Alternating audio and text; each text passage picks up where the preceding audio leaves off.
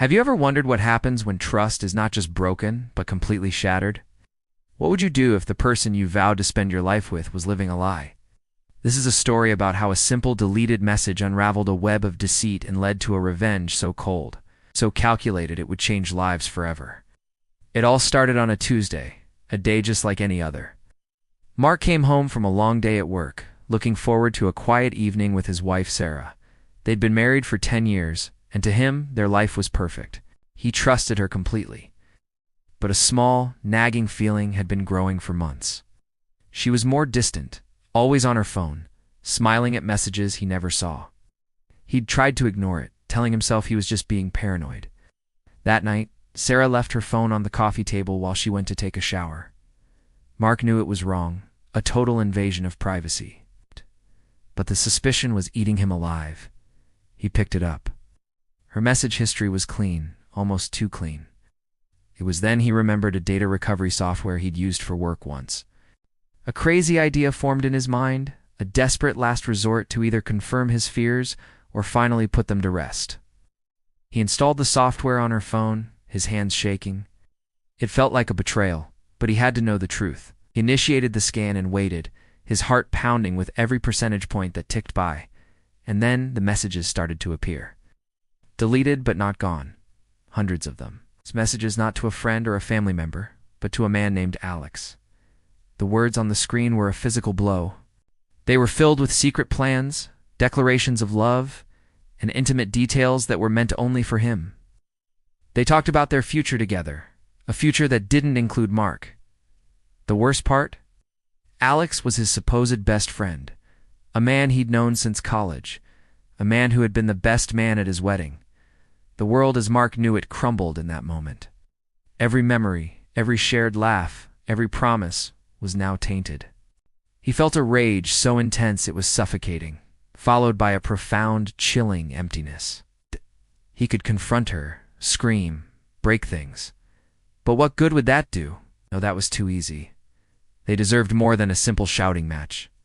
They deserved to feel a fraction of the pain he was feeling. That night, a plan began to form in the ruins of his heart. Revenge. Not a loud, messy revenge, but a quiet, methodical one. He would play the part of the loving, oblivious husband while he gathered his ammunition. He put the phone back exactly where he found it and went to bed, feigning sleep when Sarah came out of the shower. The woman lying next to him was a stranger. For the next 2 months, Mark lived a double life. By day, he was the devoted husband, bringing Sarah coffee in bed, planning weekend trips, talking about their future. He listened to her lies, her excuses for being late, her fabricated stories about nights out with the girls. Each lie was another piece of evidence, another drop of fuel on the fire of his resolve. Meanwhile, he was meticulously documenting everything. He used the recovery software regularly, saving every message, every photo they exchanged. He found records of hotel bookings, restaurant receipts, gifts she'd bought for Alex using their joint account. He tracked their secret meetings, noting the times and places. He was building a case, a comprehensive portfolio of their betrayal. The financial aspect was crucial. He started quietly separating their finances. He moved his savings into a new private account. He sold stocks they owned jointly and secured the profits. He consulted a lawyer, under the guise of estate planning, to understand exactly how to protect his assets in a divorce. He was careful, leaving no trace, making sure everything looked normal on the surface. Sarah, wrapped up in her affair, noticed nothing. She was too busy living her fantasy to see the reality crumbling around her. The final piece of his plan was the most public and the most brutal. Sarah's birthday was coming up, and she wanted a huge party. She'd always loved being the center of attention. She planned it for weeks, inviting all their friends, family, and colleagues. It was going to be the social event of the season, and she was ecstatic. Mark played along, helping her with the arrangements, smiling, and telling her how wonderful it would all be. It was the perfect stage for his final act. The night of the party arrived. Their house was filled with people, music, and laughter. Sarah was radiant in a new dress Mark knew Alex had helped her pick out. She floated through the room, greeting guests, the perfect hostess. Mark watched her, a strange calmness settling over him. He felt like an actor in a play about to deliver his final devastating line. Halfway through the party, Mark tapped a glass for a toast. The room fell silent.